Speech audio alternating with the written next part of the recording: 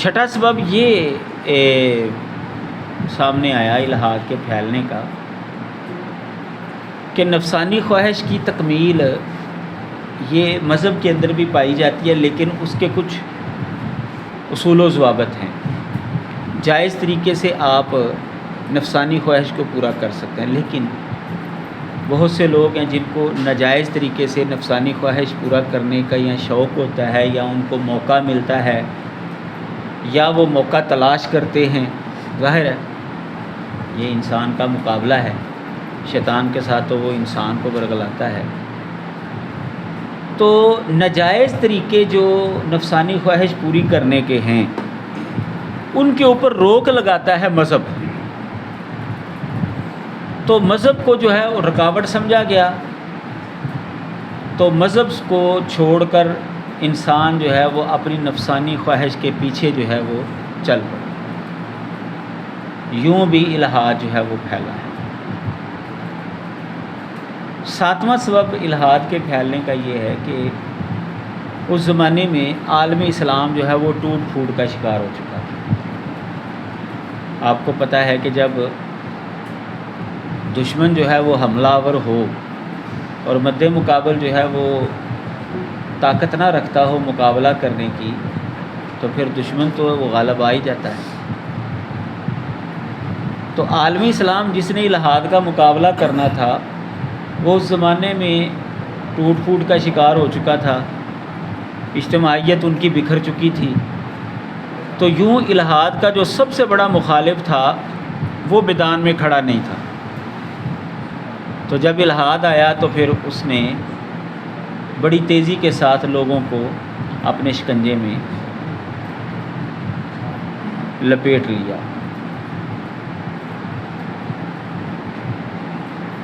اسی طرح آٹھواں سبب یہ ہے، دور جدید کی جو زندگی ہے اور تہذیب نو کے چکا چوند مظاہر، دنیا جو ہے یہ دھوکے کا سامان ہے، لیکن جو مطلب پرست لوگ ہیں وہ اسی کو ہتھیار کے طور پر استعمال کرتے ہیں۔ انہوں نے لوگوں کو لالچ دیا، مال کے پیچھے لگایا، پرتعیش زندگی جو ہے اس کا لالچ دیا، تو عوام جو ہے وہ ان کے جھانسے میں آ گئی، اور مال اکٹھا کرنے کے لیے انہوں نے مذہب کو جو ہے وہ آہستہ آہستہ چھوڑنا شروع کر دیا، اور الحاد کا وہ آسان شکار ہو۔ آپ کو وہ حدیث یاد ہوگی، نبی علیہ الصلوۃ والسلام نے فرمایا کہ قیامت کے قریب لوگ جو ہیں وہ اپنے دین کو دنیا کے بدلے میں فروخت کر دیں گے، یعنی پیسے کی خاطر بندہ جو ہے وہ دین کو چھوڑ دے گا۔ اور یہ ہمارے سامنے ایسی چیزیں آئی ہیں، کئی لوگ جو ہیں وہ باہر کے ملک میں جانے کے لیے قادیانیت قبول کر لیتے ہیں، ان کا فارم فل کرتے ہیں اور ویزا لگواتے ہیں، چلے جاتے ہیں، یعنی دین کو چھوڑ دیا مال کی خاطر، باہر جائیں گے وہاں پر کاروبار کریں گے، پیسہ کمائیں گے۔ کئی لوگ جو ہیں وہ اپنی بلدیت چینج کرتے ہیں۔ بہت سے ایسے معاملات ہیں جو اس طرح کے ہوتے ہیں۔ بہرحال مال کی خاطر انسان جو ہے وہ دین کو چھوڑ دیتا ہے، یہ تو کنفرم بات ہے۔ لالچی لوگ جو ہیں تو یہ لوگ پھر الحاد کا آسان شکار ہو جاتے ہیں۔ نواں سبب یہ ہے کہ منطق اور فلسفہ اور سائنس، اس سے کئی لوگ جو ہیں وہ سخت ترین قسم کے مرعوب ہو گئے۔ انہوں نے سمجھا کہ یہ سائنس جو ہے نا جو کر رہی ہے نا بالکل صحیح، اس کا مقابلہ نہیں کیا جا سکتا۔ تو انہوں نے پھر ایمانیات کو سائنس کے تناظر میں دیکھنا شروع کر دیا، مذہب کو سائنس کے زیر اثر لانے کی کوشش کی انہوں نے۔ اب ظاہر ہے کہ مذہب کے اندر کئی ایسی باتیں ہوتی ہیں جو عقل سے ماوراء ہوتی ہیں، اور سائنس کے اندر جو ہے وہ تو ہر بات جو ہے وہ کیسے اور کیوں پر جو ہے وہ دلالت کرتی ہے۔ کیسے چیز مارد وجود کے اندر آئی، اس کا طریقہ کار کیا ہے، یہ کیسے چلتی ہے، یعنی وہ ہر چیز جو ہے اس کو سمجھا جاتا ہے۔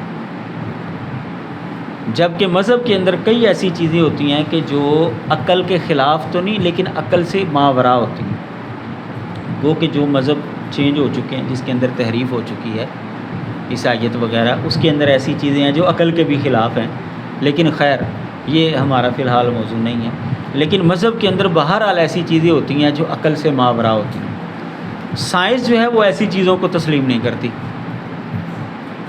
تو یوں لوگوں نے سمجھا کہ سائنس جو ہے نا یہ اپر ہینڈ ہے، مذہب نیچے ہے، مذہب جو ہے یہ کچھ بھی نہیں ہے۔ لوگ جو ہیں وہ سائنس کی وجہ سے، اس کے سوالات کی وجہ سے، اشکالات کی وجہ سے مذہب کو چھوڑ گئے۔ تو جب مذہب کو چھوڑ گئے تو جیسا کہ میں نے بتایا کہ الہاد کا جو ہے وہ آسان جو ہے وہ شکار ہو گئے الہاد کا۔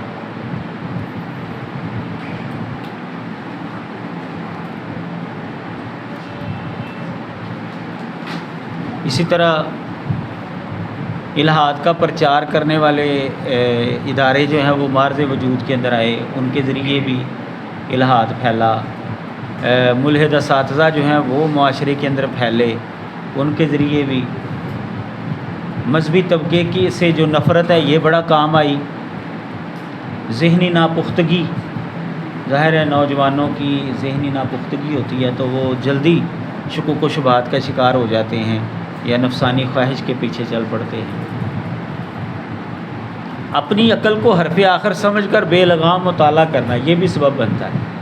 جب بندہ اپنی عقل کو حرف آخر سمجھتا ہے اور بغیر استاذ کے مذہب کو سمجھنے کی کوشش کرتا ہے، پڑھنے کی کوشش کرتا ہے، تو پھر وہ ٹھوکر کھاتا ہے اور گمراہ ہو جاتا ہے۔ عموماً ایسی چیزیں ہمارے سامنے آئی ہیں اور پھر وہ الہاد کا شکار بھی ہو جاتے ہیں۔ اگر کسی کے ذہن کے اندر کچھ سوالات آئے ہیں تو ان کی مناسب رہنمائی نہیں کی گئی، اس کی وجہ سے بھی لوگ ملحد ہوئے ہیں، اس کی وجہ سے بھی لوگ الہاد پھیلا ہے۔ جبکہ چاہیے یہ تھا کہ اگر کسی کو پتہ ہے تو وہ جواب دے دے، نہیں پتہ تو اس کی طرف ریفر کر دے جس کو جواب کا پتہ ہے۔ سوشل میڈیا جو ہے اس کے ذریعے بھی بہت سا الہاد جو ہے وہ پھیلا ہے۔ والدین نے بچوں کی مناسب تربیت نہیں کی، ان کو اسکول کالج کی طرف لگایا اور دین سے جو ہے وہ دور رکھا، اور اگر دین کو پڑھایا بھی تو بس وہ 10-15 منٹ قاری صاحب گھر لگوا دیے اور اس نے قرآن مجید جو ہے وہ سادہ پڑھا دیا، بس سمجھا کہ ہم نے مذہب کا حق ادا کر دیا۔ کئی ایسے علماء ہمارے سامنے آئے ہیں کہ جنہوں نے اپنے بچوں کو مدرسے کی بجائے اسکول کالج میں ڈالا تو اب وہ ملحد ہو گئے، ان کی اولاد ملحد ہو گئی۔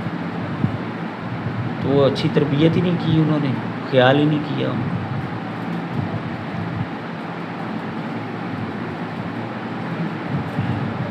اسی طرح جو ہے وہ بسا اوقات جو ہے وہ کو ذاتی حادثہ جو ہے وہ بندے کی نفسیات پر اثر ہوتا ہے اور الہاد جو ہے وہ اس کے اندر آ جاتا ہے۔ بہرحال یہ کچھ اسباب تھے الہاد کے پھیلاؤ کے۔ مسلم معاشرے کے اندر الہاد جو ہے یہ کیسے فروغ میں آیا؟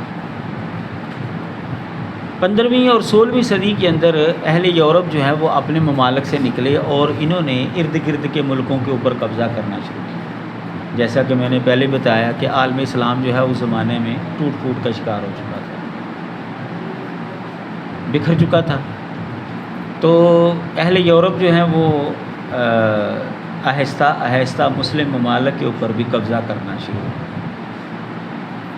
اور 19ویں صدی کے آخر تک بہت بڑے حصے پر انہوں نے اپنی حکومت قائم کر دی۔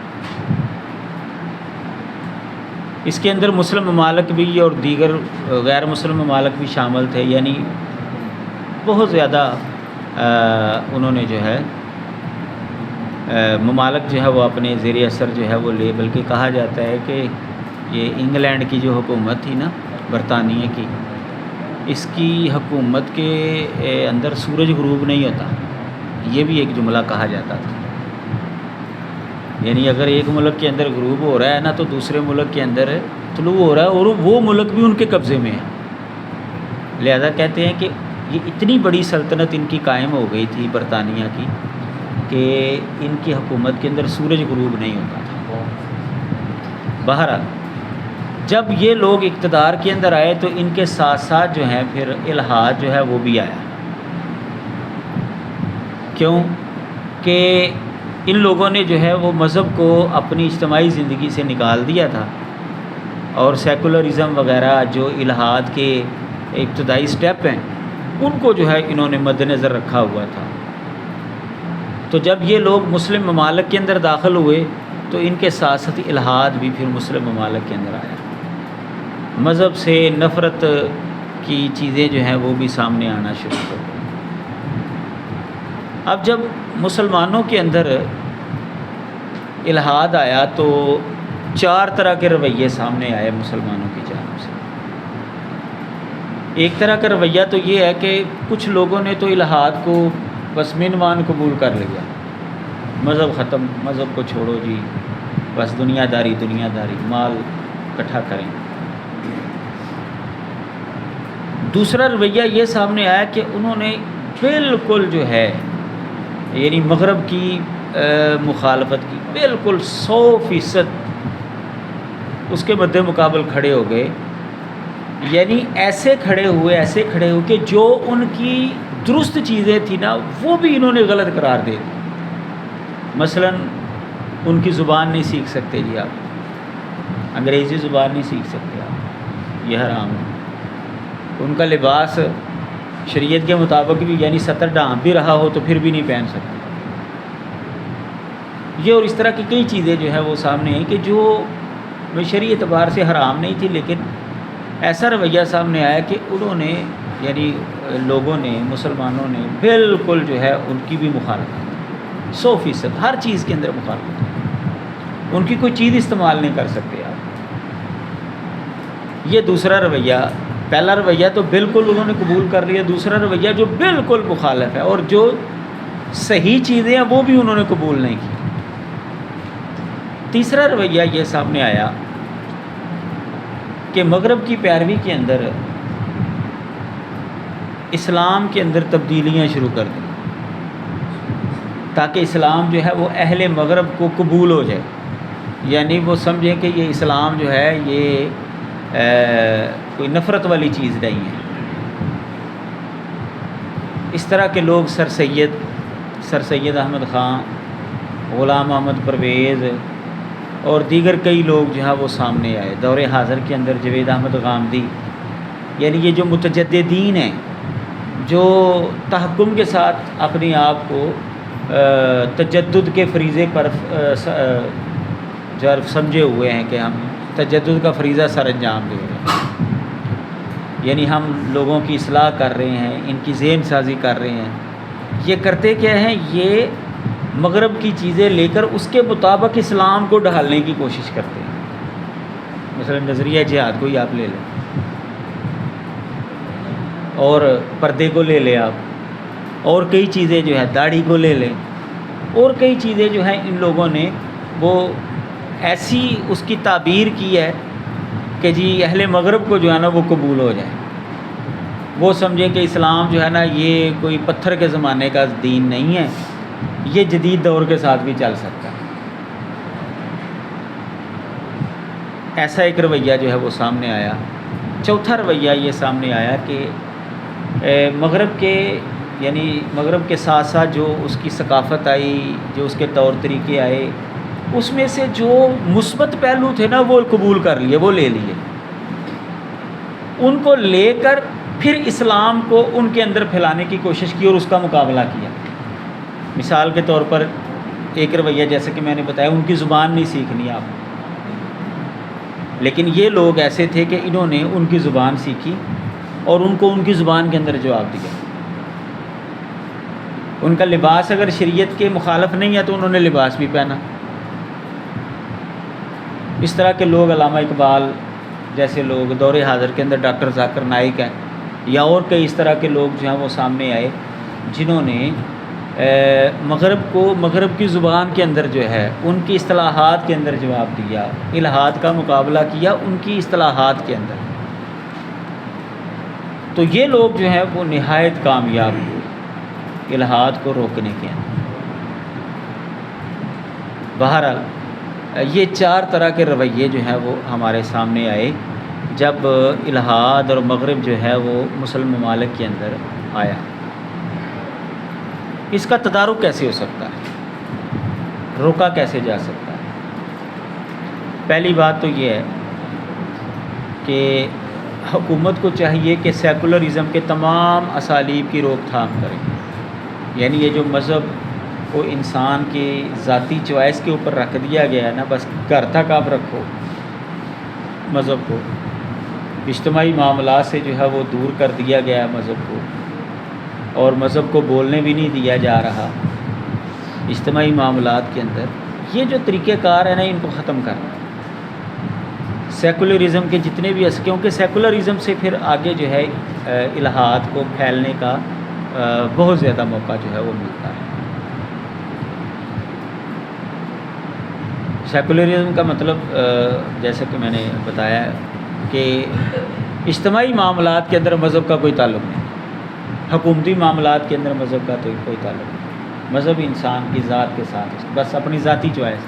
اگر آپ کسی مذہب پر چلنا چاہتے ہیں تو ذاتی پر اپنے گھر میں رہ کر چلیں، آپ مذہب کی نہ تبلیغ کریں لوگوں کو، نہ ان کو سمجھائیں، بس جیسے کوئی چل رہا ہے نا اس کو چلنے دیں، اور حکومت کے اندر آپ کا کوئی عمل دخل نہیں ہوگا۔ پہلی بات تو یہ ہے کہ حکومت کو میدان کے اندر آنا چاہیے۔ ظاہر ہے جو حکومت کام کر سکتی ہے وہ عام بندہ تو نہیں کر سکتا۔ اب جیسا کہ اب حالیہ دنوں میں آپ کو پتہ ہے کہ یہ جو ولاگ کرتے ہیں فیملی والے اپنی بیوی کو لے کر، اپنی بہنوں کو لے کر، تو علماء جو ہے وہ کہتے تھے یار یہ کیا ہو رہا ہے معاشرے کے اندر، یہ لوگ کدھر جا رہے ہیں۔ اب مولویوں کے کہنے پر جو ہے لوگ باز نہیں آئے، لیکن جب حکومت نے پابندی لگائی کہ اگر کسی نے اس طرح کا کیا نا اپنی فیملی کو لے کر، تو ہم اس کو اٹھا لیں گے اور پھر اس کا سافٹ ویئر اپڈیٹ کریں گے، تو رک گئے ہیں، اب ڈر گئے ہیں لوگ۔ یعنی حکومت اگر کوئی کام کرنا چاہے تو وہ کر سکتی ہے، یہ حکومت کے کرنے کا کام ہے۔ علماء بیچارے تو بس ذہن سازی کر سکتے ہیں، لوگوں تک بات پہنچا سکتے ہیں، وہ لوگوں کو ڈرا تو نہیں سکتے، وہ آخرت کا خوف ہی دلا سکتے ہیں، اور آخرت کے خوف کے مقابلے میں جو کسونا ہے نا وہ نیڑے ہوتا ہے۔ یہ پنجابی کا محاورہ ہے نا، کسونا نیڑے کے موت۔ لوگ جو ہے نا وہ موت سے نہیں ڈرتے، مکے سے زیادہ ڈرتے ہیں، کیونکہ مکہ جو ہے نا وہ سامنے نظر آ رہا ہوتا ہے۔ تو حکومت جو ہے نا وہ مکہ ہے، ان کو پتہ ہے کہ اگر ہم نے بات نہ مانی تو ہمیں اٹھا لیا جائے گا اور سافٹ ویئر ہمارا اپڈیٹ ہو جائے گا وغیرہ وغیرہ، اس لیے ڈر جاتے ہیں لوگ۔ تو وہ حدیث کے اندر بھی یہ بات آتی ہے کہ قوی مومن جو ہے وہ زیادہ بہتر ہے کمزور مومن کے مقابلے۔ وجہ یہی ہے کہ قوی مومن جو ہے وہ اسلام کی خدمت زیادہ کر سکتا ہے۔ بہرحال پہلی بات تو یہ ہے کہ روک تھام کے لیے حکومت کو میدان کے اندر آنا چاہیے۔ دوسری یہ ہے کہ علماء دین جو ہے وہ جو متجددین ہیں نا ان کا علمی محاکمہ کرے، جو شکوک و شبہات پھیلاتے ہیں، لوگوں کو اہل مذہب سے متنفر کرتے ہیں اور اسلام کی جدید تعبیرات کرتے ہیں، ان کا علمی محاکمہ کرنا چاہیے۔ تیسری چیز، مدارس، کالجز اور یونیورسٹیوں کے اندر لبرلزم، الہاد کے نقصانات وغیرہ، اس کے اوپر سیمینار ہونے چاہیے تاکہ طلبہ اور طالبات کی ذہن سازی ہو۔ مدارس کے نصاب کے اندر چوتھی چیز ہے، مدارس کے نصاب کے اندر علماء کو تیار کرنے کے لیے ایسے کورس شامل کرنے چاہیے جو اسلام کو درپیش مسائل کا حل پیش کرے۔ نمبر 5، علماء اور مشائخ کو مختلف زبانیں جو ہیں وہ سیکھنی چاہیے تاکہ ملحدین کو ان کی زبانوں کے اندر جواب دیا جائے۔ چھٹی چیز، وزارت تعلیم کو اپنا کردار ادا کرنا چاہیے اور ایسا نصاب ختم کرے جس کے نتیجے میں الہاد پھیل رہا ہے۔ ایسے اساتذہ پر کڑی نظر رکھی جائے، ان کو فارغ کیا جائے جو الہاد پھیلا رہے ہیں۔ 7ویں چیز، نوجوانوں کے جو شکوک و شبہات ہیں ان کی مناسب رہنمائی کی جائے۔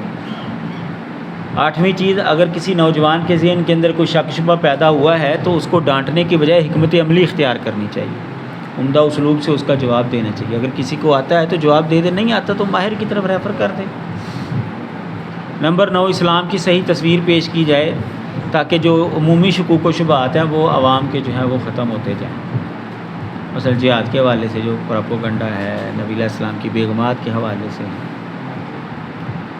نمبر 10، اسلام کی جو بنیاد ہے یعنی کتاب و سنت، اس کو مضبوطی سے تھام لیا جائے۔ نمبر 11، الہاد کی جو مبلغ ویب سائٹس ہیں، بلاگز ہیں اور اس طرح کی چیزیں سوشل میڈیا وغیرہ، اس کے اوپر جو ہے وہ مکمل پابندی لگا دی جائے، مانیٹرنگ کی جائے، جو پکڑا جائے اس کو سزا دی جائے، اس کی روک تھام کی جائے۔ تو یہ اس طریقے سے ہم الہاد کا تدارک کر سکتے ہیں، یعنی اس کو روک سکتے ہیں۔ جی اب ہماری کلاس جو ہے وہ مکمل ہوئی۔